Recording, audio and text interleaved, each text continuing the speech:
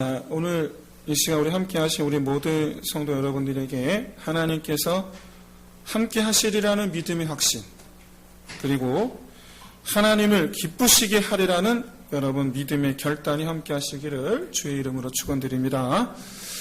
제가 신학교에 들어갔을 때 즈음부터 최근에 이르기까지 거의 25년 됐죠. 주요 교회 신문들, 칼럼들이 있는데 그 칼럼들의 그 주제를 차지하는 소재가 바로 인본주의와 신본주의의 어떤 이런 대립, 이런 것들이 이제 교회 안에 있다라는 이런 내용들이었습니다. 벌써 제가 이제 20살 때니까 이 문제가 어제 오늘의 문제가 아니란 얘기죠. 그러면 신본주의, 인본주의가 뭐냐? 인본주의는 사람을 위한 신앙생활을 말하는 것이고, 신본주의는 하나님을 위한 신앙생활을 말합니다. 그런데 자기 안의 이 문제 때문에 이제 막 하나님을 믿기 시작한 분들에게, 그럼 처음부터 하나님을 위해서 살라, 그러면 여러분 그게 뭐 어디 쉽습니까? 굉장히 어려운 부분이죠. 그러다 보니까 각 개교회 강단 이 설교는 어쩔 수 없이 인본주의적인 설교가 나올 수밖에 없어요. 어쩔 수 없이. 여러분 생각해 보십시오. 하나님께서 우리를 평안케 하신다, 우리의 필요를 공급해 주신다 라는 이 말씀과 우리가 하나님을 기쁘시게 한다, 우리가 하나님께 드리기를 기뻐해야 한다 라는 이 말씀 중에서 여러분 의무감 없이, 거부감 없이 편하게 들을 수 있는 말씀이 여러분 어떤 말씀입니까? 여러분 생각에 확실한 건 새신자나 혹은 아직 이 믿음의 확신이 없는 분들에게 있어서 하나님을 위해라는 이 의무감 섞인 이 설교는 마음이 가벼워지기보다는, 해결받았다라는 마음보다는 뭔가 더 얹었다, 뭔가 이런 무거워지게 되는 것이 분명하다라는 거예요. 뭔가 좀 털었으면 좋겠고, 뭔가 좀 비었으면 좋겠고, 풀렸으면 좋겠는데 뭔가 더 얹혀진 것 같은 느낌을 받아요. 그런데 이 성경을 보면 사람이 하나님을 위하여 라는 관점과 하나님께서 사람을 위하여 라는 관점이 이렇게 뒤섞여 있는 것을 보게 됩니다. 일단 먼저 하나님께서 사람을 위하여 행하신 일 보면, 구약에서는 사사들을 비롯해서 왕들과 선지자들과 나아가 이스라엘 백성들을 위해서 행하신 일들이 있어요. 수많은 기적들이 있어요. 기사들이 있어요. 역사들이 있어요. 신약에서는 예수님께서 수많은 사람들을 고쳐주신 일을 비롯해서 심지어 자기 몸을 내어주신, 십자가에 죽으신 일들까지, 이 모든 것이 다 하나님께서 사람을 위하여 행하신 일들입니다. 근데 여러분, 그렇다고 해서 그런 기사들, 역사들을 보면서 하나님께서 동일한 일들을, 그때 그 일들을 내게도 행하실 것이다 라고 그렇게 생각해서는 곤란합니다. 왜냐하면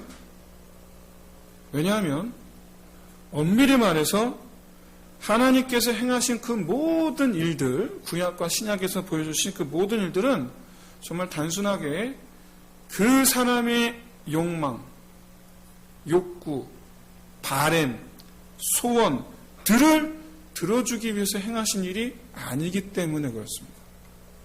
그런 게 아니에요. 하나님께서 사람을 위해 여러 가지 기적들을 행하신 것은 그 사람 한 개인 또는 이스라엘 그 민족을 구원하시기 위한 하나님의 목적 때문이에요. 구원하시기 위해서. 우리가 바라는 욕구들 가운데에서 가장 대표적인 것 부유함입니다. 부자 되기 싫은 사람 아무도 없잖아요. 다 부자 되고 싶잖아요. 비록 성경에는 믿음이 좋고 부자인 사람들이 많지만 그건 그 사람이 신앙이 좋아서 부자가 된 것이 아니고 부유하게 된 것이 아니고 부유한 사람이 신앙이 좋은 거죠. 그건 부유한 사람이 신앙이 좋은 거예요. 물론 하나님께서 주권적으로 부유하게 하신 사람들도 있습니다. 그런데 여러분 거기에는 그 사람의 욕구를 만족하게 하기 위해서가 아니고 그 사람을 통해서 이루고자 하시는 하나님의 목적이 있기 때문이에요. 예수님 시대에 수많은 사람들이 각자 바람대로 고침을 받았습니다. 그런데 고침받은 그들은 미처 몰랐을 뿐이 그들 본인들이 몰랐을 뿐이지 예수님의 이 치유 사역은 그들을 구원하시고자 예수님께서 하나님이신 것을 나타내 보이시려 했던 사역들이에요. 내가 하나님이다요. 한마디로 얘기해서 사복음서는 항상 우리에게 질문을 던져줍니다. 고쳐주신 분이 누구냐예요. 말로 눈뜨게 하신 분, 말로 일어나게 하신 분, 심지어 썩어 문드러져가는 문둥병조차도 고치시는 분, 더 나아가 죽은 자도 살리신 분, 도대체 그가 누구냐요. 이게 사복음서의 주제예요. 그가 누구인지를 나타내기 위해 보이신 것이 치유 사역이에요. 그런데 안타깝게도 사복음서에서 예수님께 고침받은 사람들 중에 태반이 구원받지를 못했어요. 구원을 못 받아요. 그러니까 자기 소원을 이루었습니다마는 구원을 못 받아요. 여러분들 생각에는 여러분 뭐가 더 중요합니까? 소원 이루는 게 중요합니까? 구원이 중요합니까? 이렇게 하나님께서 사람을 위하여 행하신 모든 일들은 성경 속에 나타난 결국에 그들, 은혜 받은 자들로 하여금 하나님을 위한 자리로 나아오게 합니다. 하나님을 위한 자리로. 그래서 선지자들을 비롯해서 왕들이나 일반 백성들이나 예수님 시대의 사도들이나 사도가 아닌 제자들이나 더 나아가 이방인 그리스도인들이나 하나님의 은혜를 받은 자들이 이제 하나님을 위하여 행동하기 시작합니다. 그리고 하나님은 그런 이들을 도우시고 여러 가지 모양으로 하나님의 권세를 그들의 손을 통하여 나타내십니다. 그리고 그런 이들을 통해서 하나님의 이 구원 계획을 이루어 나가시는 거예요. 그 계획은 바로 하나님 나라의 완성이라는 계획이에요. 하나님 나라의 완성. 오늘 본문은 뭔가 새로운 시작을 하는 분들이 참 좋아하는 본문이에요. 딱 새해 설교도 딱 이 본문 내용은 딱 좋아요. 많은 교회들이 아마 이 시간 이 본문 가지고 지금 설교를 하고 있지 않을까. 저는 그런 생각이 들어요. 왜냐하면 하나님께서 아브라함에게 땅과 후손과 및 복을 주시겠다라고 약속하시는 말 그대로 아브라함을 위한 약속을 하고 있기 때문에 그렇습니다. 아브라함을 위한 약속. 실제로 하나님은 이 약속을 하나도 빠뜨리지 않고 다 이루셨어요. 하나도 빠뜨리지 않으셨어요. 그래서 우리는요, 오늘 본문을 보면서 하나님께서 우리를 그곳에 보내주시고 그곳에서 복받게 하시기를 간구합니다. 오늘 본문을 가지고 우리는 그렇게 하고 있어요. 마치 내가 원하는 곳 가게 하시고 얻게 하실 것처럼 느껴지기 때문에 그렇습니다. 그런데 사실은 오늘 본문이야말로 성경에서 가장 대표적인 사람이 하나님을 위하여라는 관점에서 봐야 하는 본문이에요. 왜 그런가? 일단 첫째로 하나님께서 아브라함에게 약속하신 땅과 후손에 대한 것 아브라함은 살아생전 누리지 못했다라는 사실이에요. 살아생전 누리지 못했어요. 그는 땅 한 평 가지지 못했어요. 그가 죽을 때 남긴 것은, 자기 소유로 남긴 것은 무덤 한 평이었어요. 여러분, 우리는 누군가가 나한테 700년 뒤에 있을 네 후손에게 내가 강남 어디 땅을 주겠다. 그러니까 너는 지금 거기로 가서 거기서 그거로 가라. 700년 뒤에 있을 후손이에요. 그럼 가겠습니까? 누가 가겠어요? 오늘 본문에 보면 아브라함이 하나님의 부르심을 받을 때 나이가 75세입니다. 이것을 가지고 족보를 통해서 연도를 계산하면 BC 2091년이에요. 2091년. 그리고 밝혀진 바에 의하면 이스라엘이 가나안 땅에 들어갔을 때 연도가 BC 1406년입니다. 몇 년간 차이냐면 685년 차이, 685년. 700년. 그러니까 이게 무슨 얘기냐면 땅에 대한 후손은, 땅과 후손, 이 두 가지 약속은 누구를 위한 거냐면 아브라함을 위한 게 아니에요.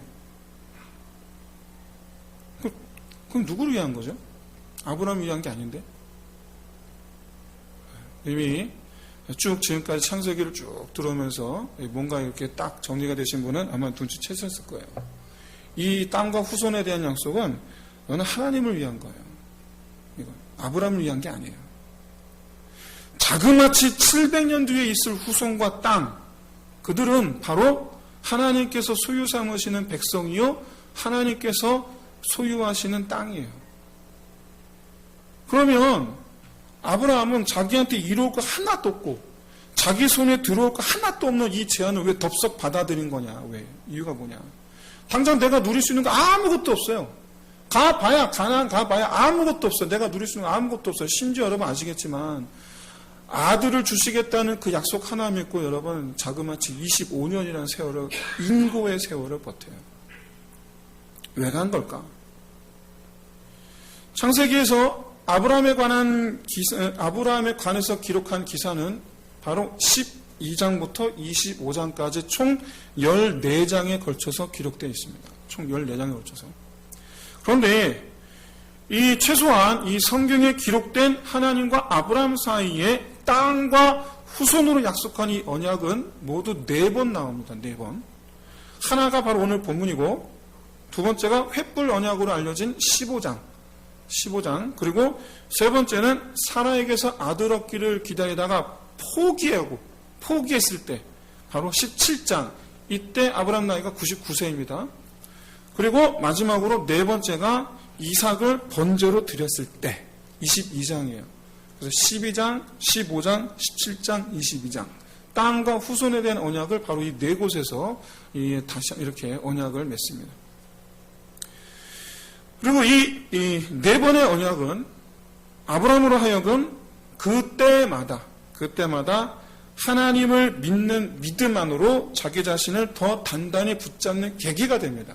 첫 번째 언약을 통해서 가나안으로 가고, 두 번째 언약을 통해서 딴 데 가지 않고 가나안 땅에 머무르게 되고, 세 번째 조금 전에 말씀드린 것 같이 아들로 말미암아 아들의 번제로 드릴 만한 믿음으로, 그리고 마지막 네 번째 번제로 드렸을 때 그 이후로 아브라함에 대해서 정말 말 그대로 우리가 아는 그 인간적인 연약한 모습은 다 사라지고 이렇게 굳건하게 자기 자리를 지키는 모습을 보여줍니다.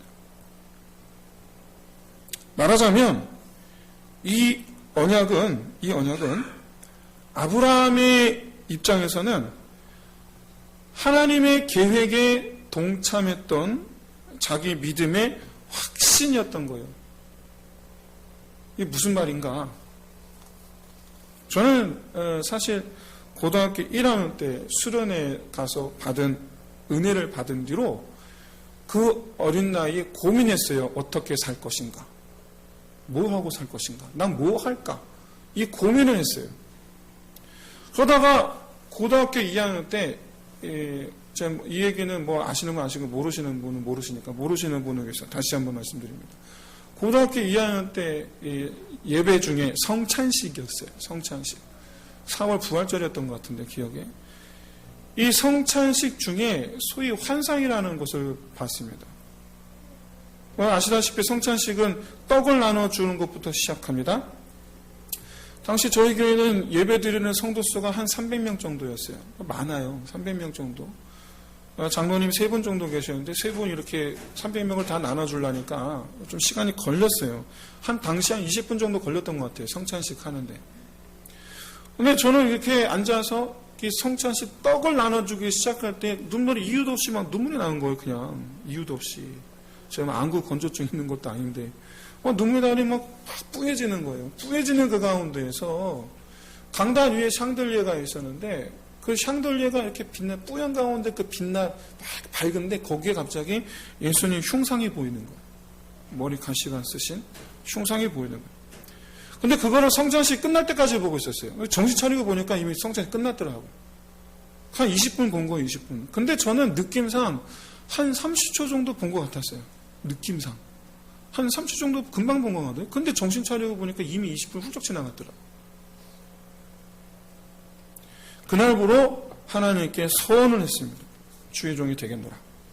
그 전까지는 전혀 일절 생각도 안 했어요. 목회 이런 거 전혀 생각한 적이 없어요. 단지 뭐 할까.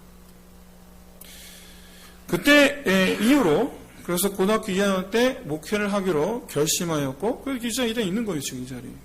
고2 때 결심한 거 가지고 여기 있는 거예요.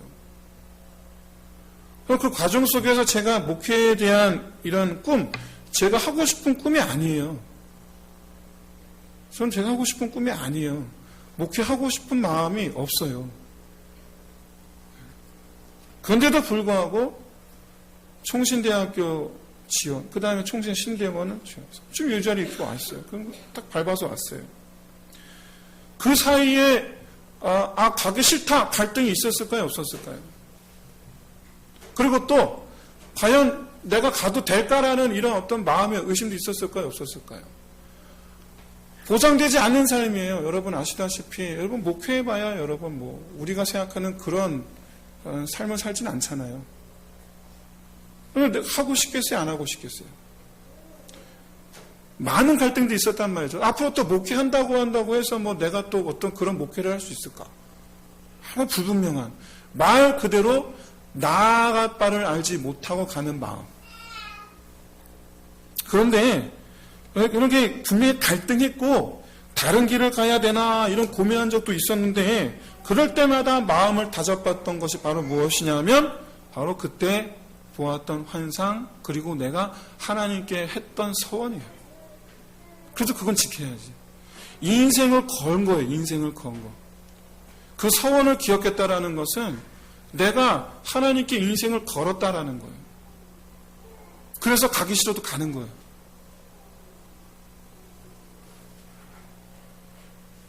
물론 누구 말 맞다나 제가 목회자가 되기까지 조금 시간이 걸려서 그렇지 신학대학교도 한 번 해보고 신대원도 한 번 해보고 저는 누가 보면 되게 탄탄대로를 걸어왔어요.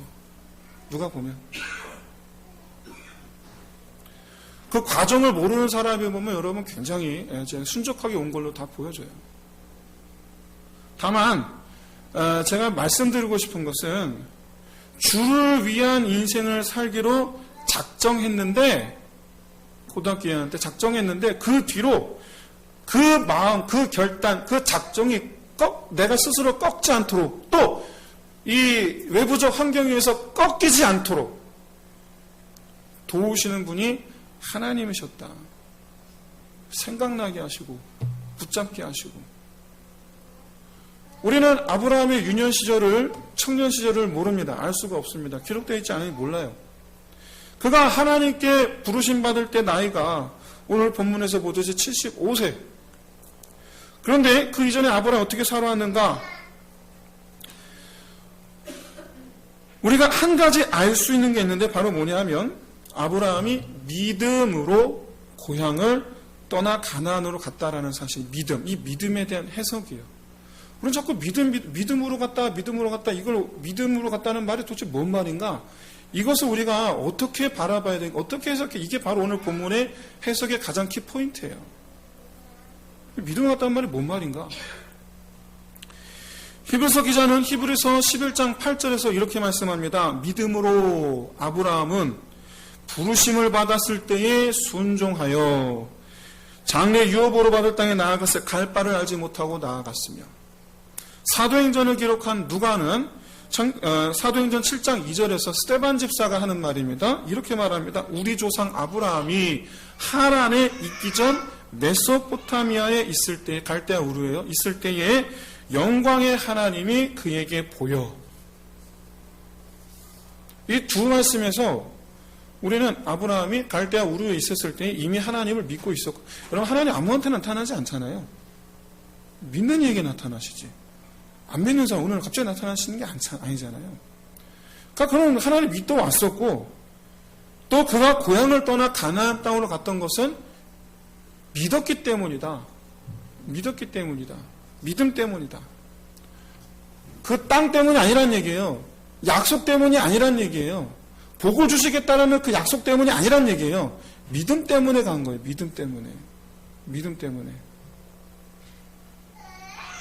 비록 유추라고 말할 수밖에 없지만 우리는 분명 아브라함이 어려서부터 하나님을 믿었던 신앙인이라는 점, 그리고 그가 창세기 12장에서 25장까지 14장에 걸쳐서 보여지는 그 모습이 비록 인간적으로 연약한 그런 모습이 보이지만 그럼에도 불구하고 그는 한 번도 하나님을 의심한 적이 없었다라는 점, 무엇보다도 그는 늘 항상 하나님이 나타나시면 그때마다 항상 순종했다라는 점, 뭐든지 하여간. 심지어 나중에 그의 순종은 아들을 번제물로 갖다 바치라는 것까지 순종했다는 점. 무슨 얘기냐면 아브라함은 어려서부터 하나님을 위해 살리라라는 믿음의 결단을 했었던 것이다 라고 말할 수 있다라는 거예요. 믿고 갔다. 약속을 믿은 것이 아니라 하나님을 믿었기 때문에. 그는 믿음 안에서 하나님을 위해 살기로 작정했기 때문에. 그게 믿음의 사람의 모습이에요. 하나님을 위해서 떠나간 거예요. 하나님을 위해서. 그것도 어디로 가야 할지 모르면서, 알지도 못하면서, 자기 앞길에 어떤 일이 일어날지 알지도 못하면서 하나님을 위한 마음으로 가는 거예요. 그렇게 결단했기 때문에. 나는 하나님을 믿어. 그래서 그렇게 결단했기 때문에. 여기서 한 가지 짚고 넘어가야 할 점이 바로 뭐냐면 족보의 의미입니다. 족보의 의미. 창세기 전반부의 특징은요, 족보입니다. 이게 창세기 전반부 특징이에요. 그런데 한 번에 이 족보를 쭉 기록한 게 아니라 띄엄띄엄 기록되어 있어요. 사건과 사건 사이에 있어요. 그 이유는 사실 이미 제가 쭉 언급해 말씀드렸지만 족보에 여러분 두 가지 큰 흐름이 있습니다. 족보를 보면 두 가지 큰 흐름이 있어요. 하나는 하나님으로부터 멀어져 가게 된 이유를 보여줘요. 족보를 통해서. 하나님으로부터 멀어져 가는 이유. 또 하나는 반대로 하나님의 뜻이, 하나님의 계획이 어떻게 계승되어 가는지를 보여줘요. 이렇게 족보는 두 가지 흐름이 있어요. 하나님으로부터 멀어져가는 이유를 보여주기 위해 기록한 것은 가인의 족보이고 노아의 아들들의 족보예요. 하나님의 뜻을 계승해 나아가는 것을 보여주기 위해 기록한 것은 아담의 아들 셋으로부터 노아에까지 이어지는 족보, 그리고 노아의 아들 셈으로부터 오늘 본문의 아브라함까지 이어지는 족보예요. 여러분, 아담 셋에서 시작한 족보가 노아에게서 끝나고 노아의 아들 셈에서 시작한 족보가 아브라함에서 끝나는 것은 바로 어떤 의미가 있다고 제가 말씀드렸습니까? 아담의 신앙의 결단이 노아에게로, 그리고 노아에게서 노아를 향한 하나님의 계획이 아브라함에게로 신앙이 계승되는 것을 보여주기 위해서다. 오늘 12장 바로 앞에 11장에 노아의 아들 셈에서 시작된 족보가 아브라함에서 끝난 이유가 주인공이 아브라함이기 때문이 아니고 바로 하나님의 계획이 아브라함에게로 이어졌다라는 것을 보여주기 위해서예요. 아브라함에게로 이어졌다. 쉽게 말해서 아브라함은 하나님의 나라를 다시 세우시려는, 이건 아담의 결단이었어요. 아담의 신앙의 결단이었어요. 그리고 거기에 동참한 셋, 에노스, 그리고 그것을 미리 알고 준비했던 노아. 아브라함은 하나님의 나라를 다시 세우시려는 이 하나님의 계획을 이미 알고 있었다는 것을 말해요. 그리고 이미 알고 있었어요, 그는. 이것을 히브리서 기자가 뭐라고 설명하냐면 히브리서 11장 8절에서 10절 말씀에서 아브라함이 부르심에 순종하여 받을 땅을 알지도 못하고 나아가서 거기서 거류하였던 이유는 그가 하나님이 계획하시고 지으실 터가 있는 성을 바랐기 때문이다 라고 말씀하고 있어요. 그가 바랐던 성은 하나님 나라를 가리켜요. 그것은 가나안 땅을 가리키지 않아요. 히브리서 11장 8절에서 10절의 의미는 분명합니다. 아브라함은 하나님의 뜻을 알았다는 거예요. 하나님의 뜻을 알았다. 그는 하나님의 성, 하나님의 나라를 바라보았다는 거예요. 이것이 아브라함이 품었던 신앙의 결단이고 동시에 하나님께서 태초부터 계획하셨던 바로 그 하나님 나라의 회복인 거예요. 제가 창세기를 하나님 나라의 시작이라는 부제 타이틀을 달았어요. 그 이유가 있어요. 우리가 아브라함을 말할 때 흔히 믿음을 얘기합니다. 믿음. 그럼 여러분 아브라함의 믿음을 여러분 한번 설명해 보세요. 아브라함의 믿음이 뭡니까? 여러분 설명 한번 해보세요. 분명한 건 하나님을 믿음. 단지 정말 말 그대로 한마디로 여기서 trust God, 하나님을 신뢰하다. 그거를 말하는 것은 아니다라는 거예요. 그것을 가리키는 것은 아니다. 우리는 아브라함의 믿음을 얘기할 때 히브리서 기자가 말한 것처럼밖에 말할 수가 없어요. 히브리서 기자가 말한 것. 히브리서 기자가 아브라함의 믿음에 대해서 말한 것. 바로 뭐냐면 아브라함은 하나님을 믿는 믿음 안에서 하나님의 계획에 동참했다라는 거예요. 그는 하나님의 계획에 동참했다. 저는 지금까지 아브라함이 어떤 생각으로 하나님의 부르심에 응했는지에 대해서 우리가 살펴보았습니다. 아브라함 그는 분명 바보도 아니고 아무 생각 없이 위험천만한 일에 뛰어든 그런 어리석은 사람도 아닙니다. 그런 사람 아니에요. 또 자기에게 전혀 이득이 될 일이 아님에도 불구하고 단지 하나님을 믿는데 하나님이 가라고 해서 그래서 갔다라고밖에 설명할 수 없는 그런 생각 없는 사람이 아니에요. 그게 아니에요. 그는 지혜로운 사람이었고 그는 용맹한 사람이었어요. 아시죠? 나라와 나라의 이 세계 대전이라. 근데 거기에 자기와 자기 부하 380명 데리고 그 전쟁에 끼어들어요. 그는 용맹한 사람이에요. 두려움이 없는 사람이에요. 무엇보다도 여러분 이방인들 사이에서 가나안 사람들 그 사이에서 인정받을 만큼 인간관계에 능수능란한 사람들이에요. 능수능란한 사람. 많은 분들이 제주도에 이렇게 이제 이사를 가세요. 또는 많은 분들이 또 시골에 또 많이 또 이렇게 내려가세요. 소위 말하는. 그런데 대부분 다 하는 말이 뭐냐면 거기 텃세. 여러분 현대 시대에도 텃세가 있더라니까요. 현대 시대에도.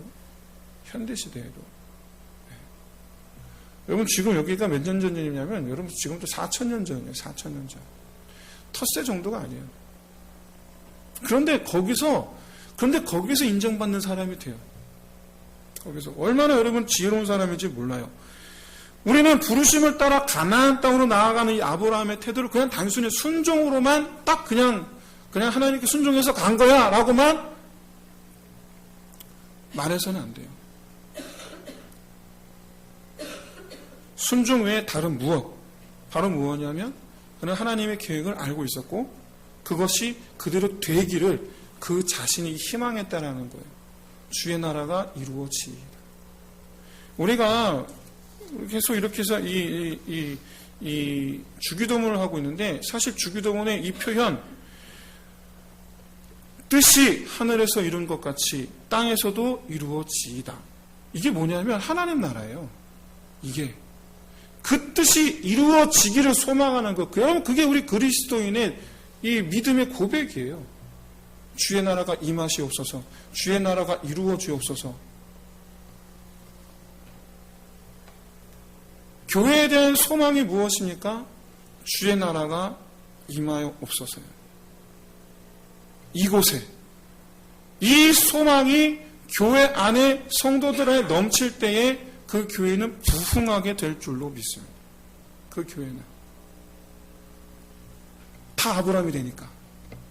전부 다 아브라함이 되는 거니까.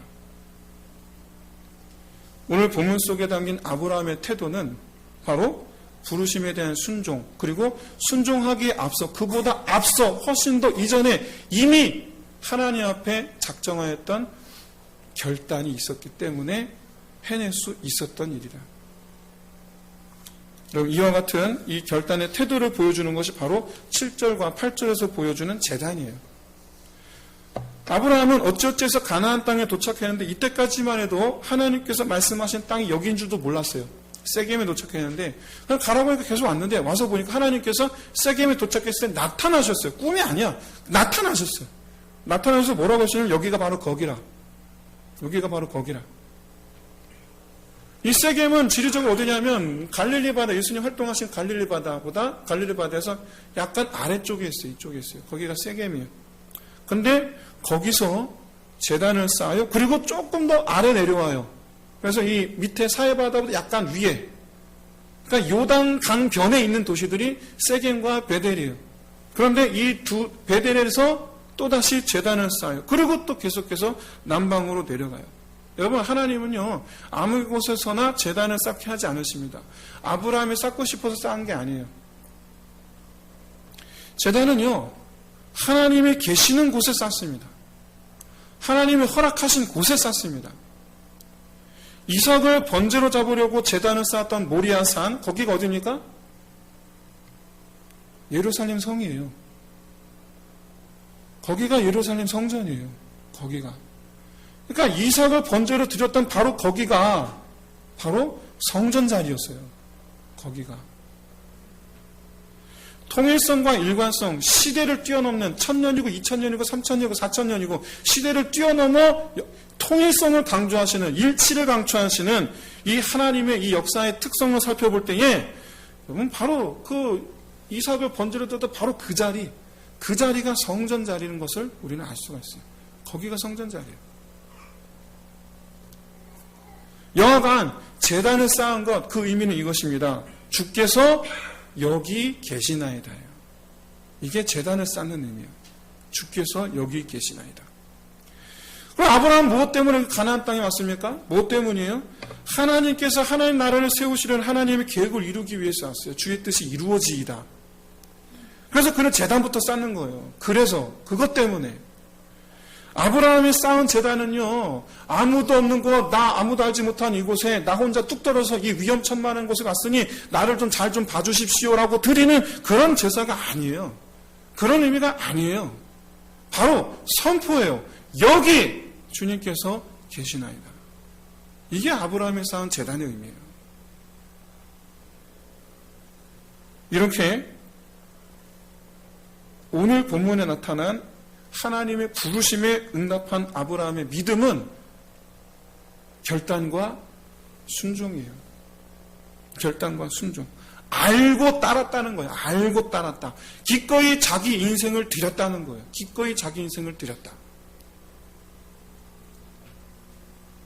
사랑하는 성도 여러분, 이런 아브라함에게 하나님께서 땅과 후손 외에 약속하시는 것이 있는데 그게 뭐냐면 바로 함께 하시겠다라는 겁니다. 함께 하시겠다. 나는 네 편이다라는 얘기예요. 나는 네 편이다. 이 사실로 말미암아 진심으로 소원하건대 이 시간 우리 함께 하신 모든 성도 여러분들께서는 하나님을 위해 살리라. 이 아브라함의 결단과 같은 믿음의 결단하시기를 진심으로 소원합니다. 지금 당장 뭘 하시라는 게 아니에요. 저처럼 주의 종, 목회자가 되시라는 얘기도 아니에요. 단지 하나님의 뜻을 알게 되는 때, 망설이지 않고 나아갈 수 있는 믿음 갖기를 위해서 여러분 결단하시라는 거예요. 망설이지 않고 행할 수 있는 믿음. 나는 하나님을 위해 살리라라는 믿음을 가지면 여러분 가지 못할 곳이 없고 능치 못할 일 없게 될 줄로 믿습니다. 아브라함처럼 말이죠. 아브라함은요, 그의 인생에 우리에게 보여준 그의 모습은요, 가지 못할 곳이 없는 사람이었어요. 능치 못할 것이 없는 사람이었어요. 그런데 여러분 놀랍게도 아브라함은 구체적인 목표가 없는 사람이었어요.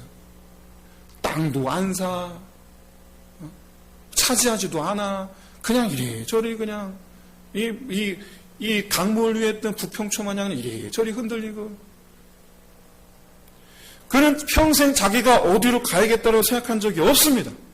그러나 그는 가지 못할 곳이 없었어요. 그리고 능치 못할 일이 없었어요. 그는 지역의 유지가 되었고 가나안 사람들로부터 존경받는 사람이 되었고 심지어 왕들이 와서 예물을 바치는 사람이 됐어요.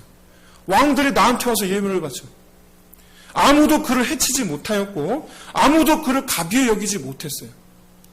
약속하신 대로 하나님은 아브라함을 저주하는 사람을 저주하실 준비를 하고 계셨어요. 아브라함을 축복하는 사람을 축복하실 준비를 하고 계셨어요. 결과적으로 아브라함은 그 누구도 건드리지 못하는 사람이 됐어요. 아브라함은 가나안에서 홀로 있으면서도 능치 못함이 없는 사람이 됐어요. 하나님을 위해 살리라 결심했더니 내가 너의 편이 되어주리라. 하나님께서 함께 하시오. 이 은혜가 저와 여러분에게 함께 하시기를 주의 이름으로 축원드립니다. 이제 말씀을 마치겠습니다. 오늘 본문은 하나님께서 아브라함을 위해서 가나안 땅에 보내시는 것이 아니요, 아브라함 역시 자기 자신을 위해서 가나안으로 가는 것이 아님을 보여줍니다. 아브라함은 하나님을 위해서 가나안으로 갑니다. 그런데 하나님은 그런 아브라함을 위해서 행하십니다. 우리가 멋진 신앙생활을 꿈꾼다면 그것은 아마도 가지 못할 곳이 없고 능치 못할 것이 없는 그런 인생을 사는 것일 것입니다. 이를 위해서 여러분 주를 위해서 어디든지 가겠노라, 무엇이든지 하겠노라, 믿음의 결단할 수 있는 저와 여러분 되시기를 주의 이름으로 축원드립니다. 우리 함께 이 시간 2찬양 드리면서